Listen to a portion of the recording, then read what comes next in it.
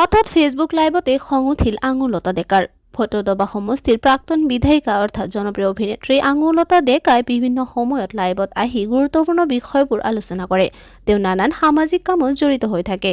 অভিনেতা আকাশদ্বীপৰ লগত সংসাৰ জীৱনৰ সমাপ্তি ঘটোৱাৰ পৰা তেওঁ বৰ্তমানে কামতে ব্যস্ত হৈ থাকে। পিছে হঠাৎ লাইভত আহি এক গুৰুত্বপূৰ্ণ আলোচনা কৰোঁতেই কোনোবাই কৰিলে নেতিবাচক মন্তব্য। লগে লগেই খং উঠি গ'ল তেওঁৰ। তেওঁ মন্তব্যকাৰীক গাধ বুলিও সম্বোধন কৰিলে। লগতে নানানভাৱে তেওঁ খঙাল সুৰতে দিলে প্ৰত্যুত্তৰ।